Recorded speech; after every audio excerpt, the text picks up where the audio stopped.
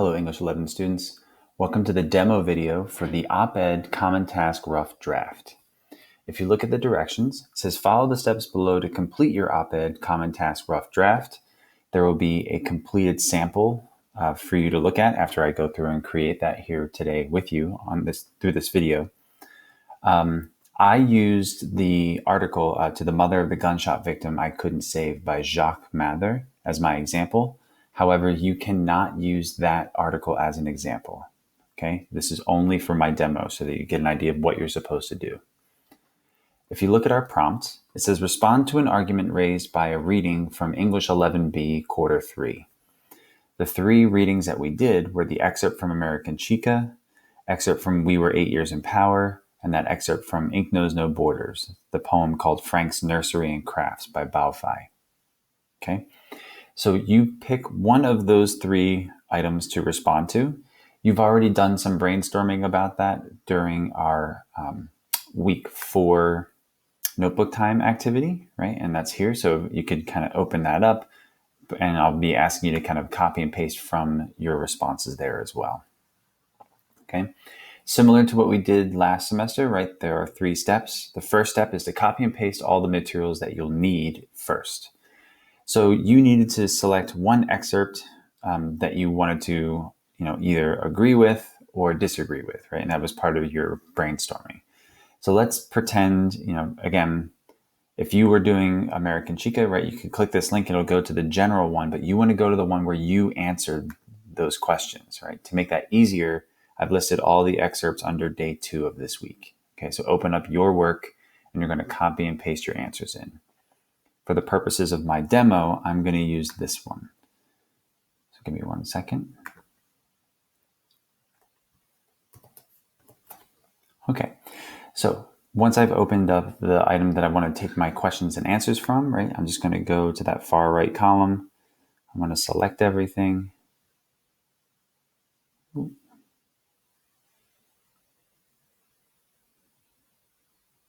all my questions and answers, okay. Control C, go back to my document, and right here where it says excerpt answers, paste here. I'm just going to cover over top of that, right, and hit Control V. Okay, so all my answers are there. Now I only have to go there to look at them. Okay, and I can close that document when I'm ready. Then the next thing, it says to paste here the part 2 of week 4's notebook time activity answers, right? Part 1 asks you to kind of do some general brainstorming, but then part 2 is where we answer those questions about which article would you use and why. Let's take a look real quick. So your answers would look very similar to mine, right? The difference is I'm responding to this article by Jacques Mather, but you should be responding to something either American Chica, We Were 8 Years in Power, or that poem, Frank's Nursery, etc.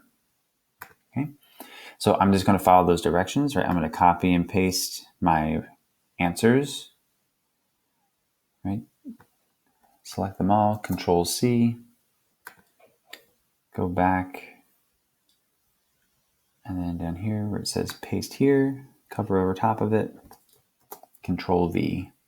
Okay, now I have my answers. These were numbered, right? Number 1, so I'll just add in numbers. Might make it easier. And number 3. Okay, so I've done all of part 1. Okay, again, all the material that you need to be pulling from is right here under our module for this week, right? The week 4 notebook time assignment is under day 1, and all the excerpts that we've done and your work for them is listed under day 2. So please use that when you're putting this stuff together. I can now close that document and focus on here. All right, step 2. It says fill in the information below, recycling as much of your answers as possible. This video that you're watching now, right, will be hyperlinked here as well, just in case you want to go back and revisit the video. So the first thing is our hook, right? It says you are about to discuss an important topic. How could you start that conversation with a friend or family member? Look at the suggestions below in green and respond to the one that you think would be the most fun or interesting. Okay, the most interesting way to begin your essay. The first option you have is ask a provocative question, right? Ask a question that gets people thinking. So let's take a look at an example of what that might be. For my sample, right, I'm using that article by Jacques Mather, which was about gun violence. So I would want my provocative question to be something related to that general topic to get people interested. So for example, I might write a question like this. How many children would you let die of gun violence before you actually did something? Okay. Again, it's a little bit sarcastic, right? I'm trying to maybe attack my reader or get them engaged right away. So that's one example of a provocative question that I could use, right? Another way that I could start my essay, right? My hook could be here. It says to give an important fact or statistic related to your op-ed's topic, right? So again, because the general topic of my article that I'm pulling from is gun violence, I would want to find some kind of statistic about gun violence and put that there. Maybe something like this. I could do a Google search for gun violence statistics in Maryland or in the United States if I wanted to be more broad, but I'll stick with the one that says Maryland, right? So according to this website, this organization, the Educational Fund to Stop Gun Violence, more than 700 Marylanders died by gun violence in 2018, an average of nearly 2 people every day. Then it gives the breakdown of how much were suicides and how much were homicides, right? I'm not going to use all of that, but I'm going to copy this and go back. I'm going to try and make that mine a little bit. So here's that quote all together, right? More than 700 Marylanders, died by gun violence in 2018. And I'm going to just focus in on this part, right? 60% were homicides. Now, I'm done putting in that statistic, but if I really wanted to, I can maybe even combine these two questions, the question that I have, the provocative question, and the statistic, right? So I might say something like this. What percentage does it take to actually do something about gun violence? Right? And if I want to emphasize actually, I can put it in italics. Okay, like a combination of those two. Another example, right? You could create a mental scene for your reader that you will explore throughout your op-ed, right? So like painting a picture in their mind. I'm going to be talking about some of my military experiences as they relate to me in this topic. So what I would do is probably set the scene of what that experience was like. So I might write something that looks like this. Imagine a group of highly trained soldiers hanging out in a backyard, grilling burgers and having a good time. The meat on the grill is sizzling, and the smell of the burgers and warm summer air send you deep into childhood memories of summer vacations and the 4th of July. Everything is perfect until Thompson shoots himself in the foot with an M16. Okay?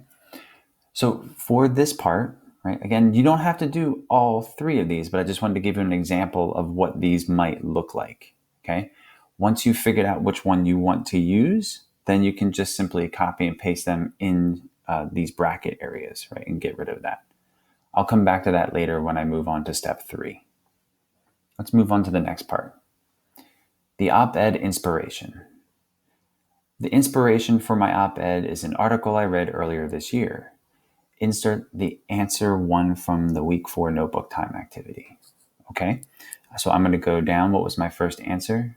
Right, the pointer message that Jacques Mather is trying to make in his article is gun violence in the United States is out of control, but it shouldn't have to be that way, right? So I'm going to copy my answer.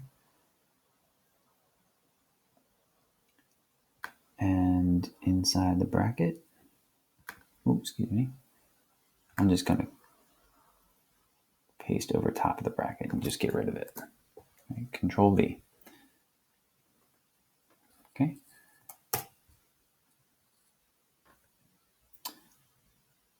trying to make in his article. There. Now that part is all done. Now, if I want to, I can kind of build a bridge between these two, right? The inspiration for my op-ed is an article I read earlier this year.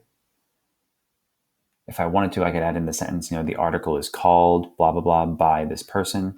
But I think that this answer kind of does both of those things at the same time. So I'm just going to leave it the way it is.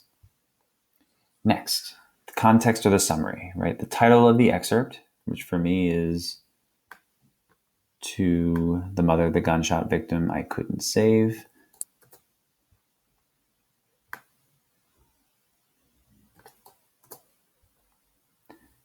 Is about, and then I'm going to add in my summary, right? Using as much information from questions 1, 2, 3, and 4 from the excerpt, right over here on the left, as possible.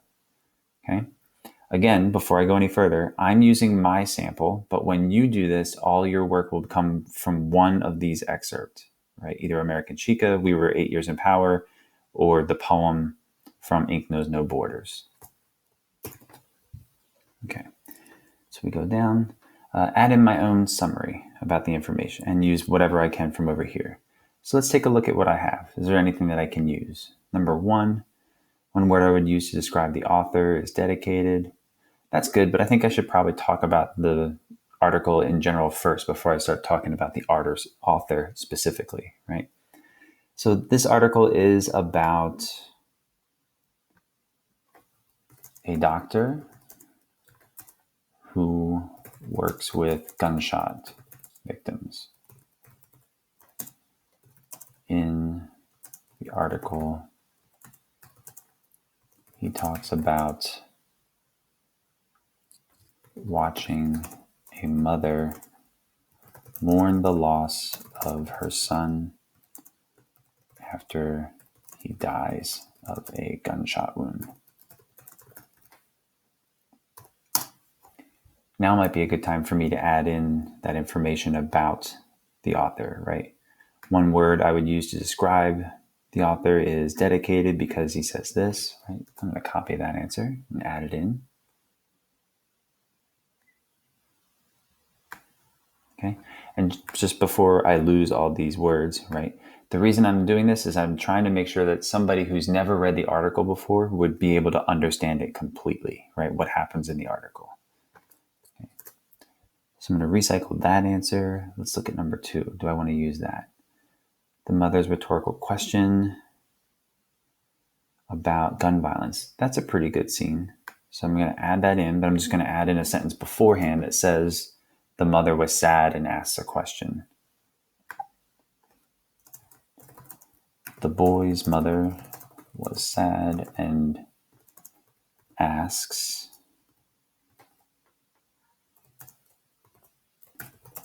how many more people have to die.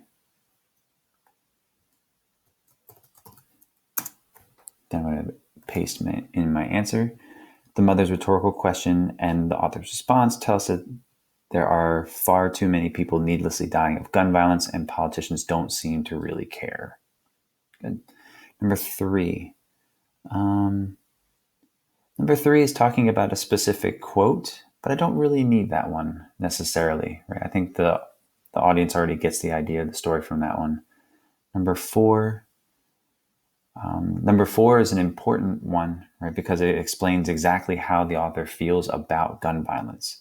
So I'm going to copy that answer. I'm going to add that to my context and summary. Okay, and so that's finished with that green bullet point, right? Context and summary. Then the excerpt highlight. It says, insert your answer to question 5 from the excerpt. This is where you actually said specifically, where was that imbalance of power, right? Who had the power, who didn't? In my example, when I use this quote, the person who has power is society and the politicians who refuse to pass stricter gun laws, and the person who doesn't have power is the author, right? And other people who feel the same way he does. Okay, so I'm going to copy that answer.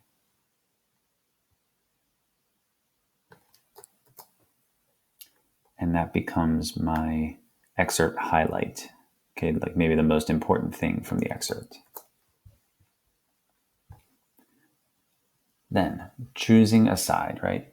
This is where you explicitly claim what are you trying to argue, right? This is what you wrote about in your answer to number 2 in the week 4 notebook time activity, right? So here I wrote that I agree with the author because I've seen firsthand what happens when stupid people get a hold of guns easily, right? So I'm going to copy that answer and I'm going to paste that here.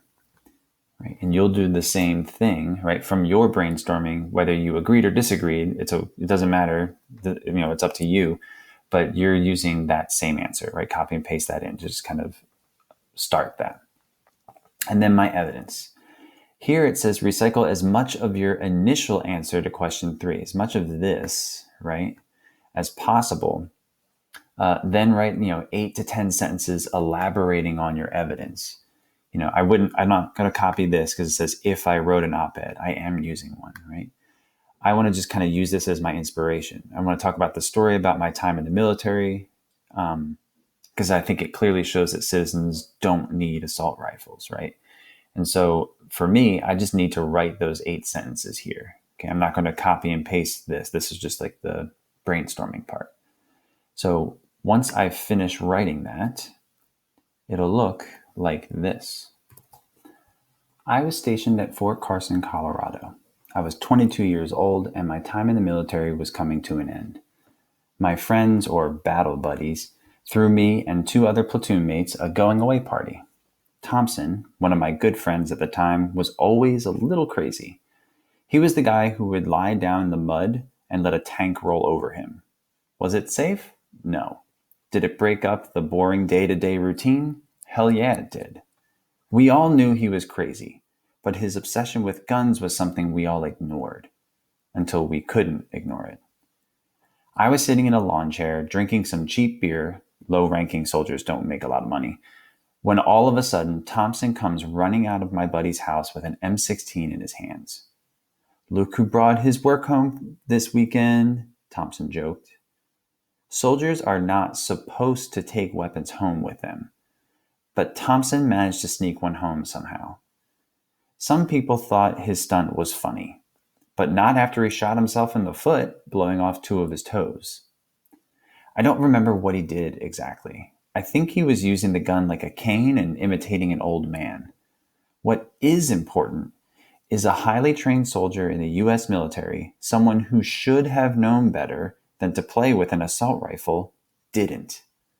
Luckily, the only thing Thompson lost that day were 2 toes, but things could have been much worse. Okay, so this is my evidence, right? My personal story. You'll be putting in whatever personal story relates to you and that connection that you made, elaborating on that brainstorming that you did from the week 4 notebook time activity. If we move down to the next part, acknowledging the other side, right? The sentence then begins, not everyone feels the same way I feel about insert topic. So in this case, gun violence, right? Some people might argue, and then I have to insert that what other people say, right? What people who disagree with me would say. So for example, someone might say something like, not all guns are bad, okay? I agree with parts of this argument, but one thing I cannot agree with is, and I have to put in that specific point that I don't agree with, right? And then explain why. So in this case, the part that I don't agree with is the idea that, yes, right, if you know how to properly use a gun, then it's fine. But there's absolutely no reason why people should have semi-automatic machine guns or assault rifles, right? Especially citizens. So I would say, but one thing I cannot agree to is just letting people buy guns that are made for military purposes, not hunting purposes. Oops.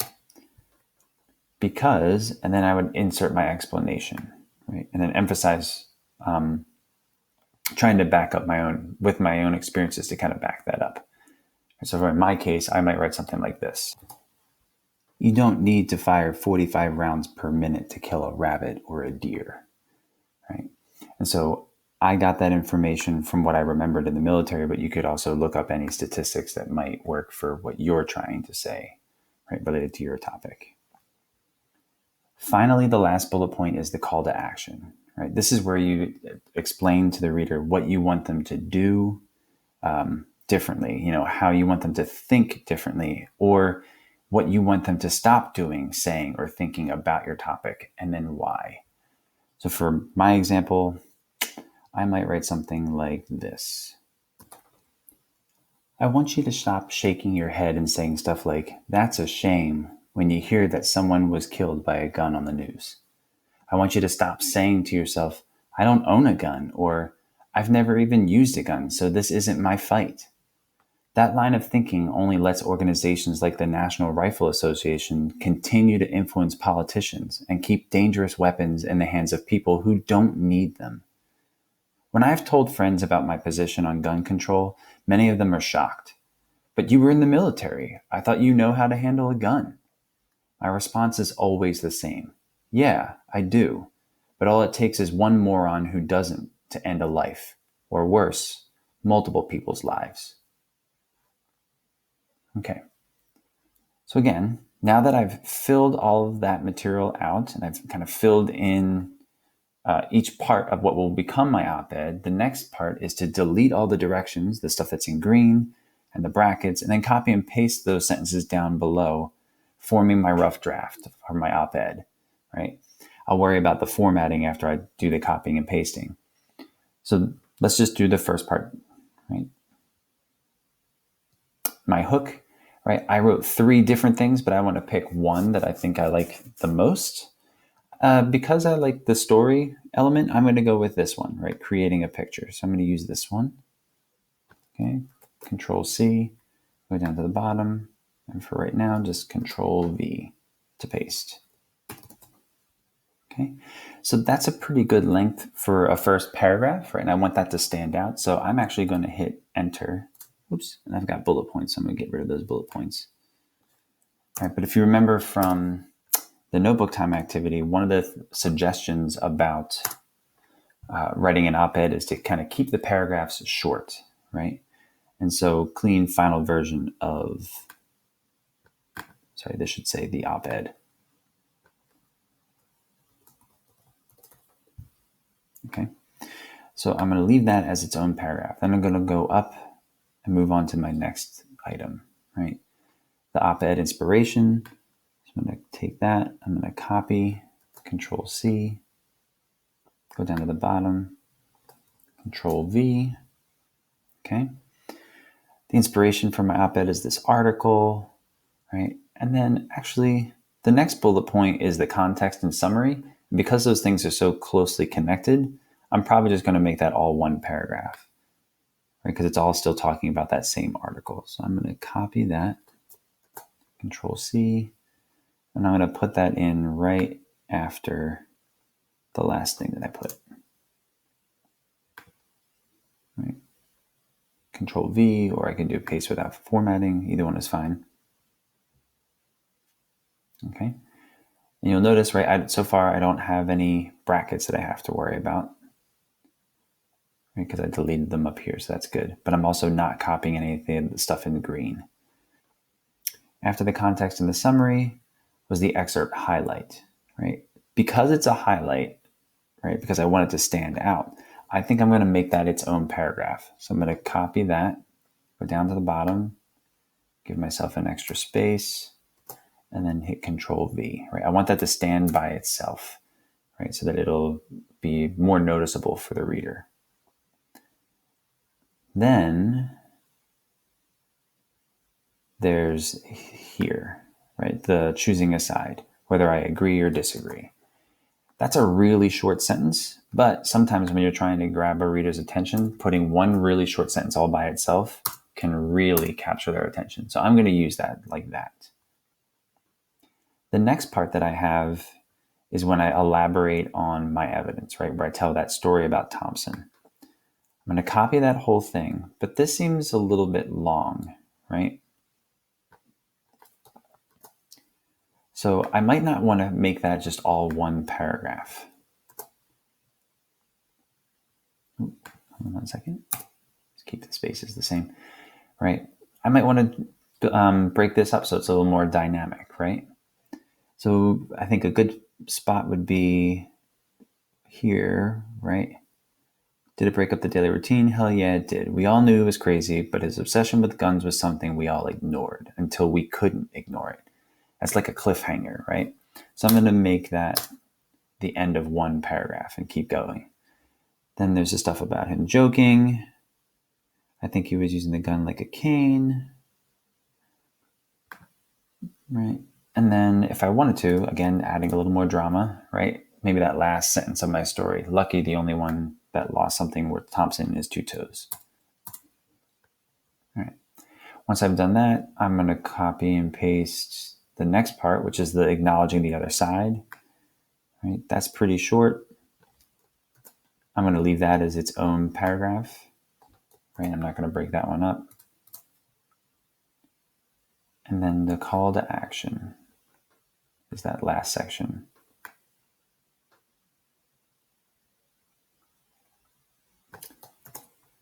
Copy and paste.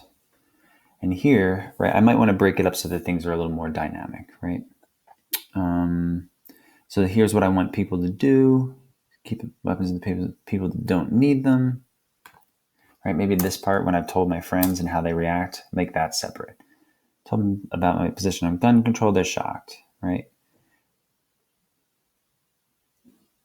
Maybe even make this last part its own paragraph because it stands out more, right? And then my rough draft is done. The only thing I need to do is the formatting, right? Size 12, Times New Roman, left justified, right? So I'll just select all this.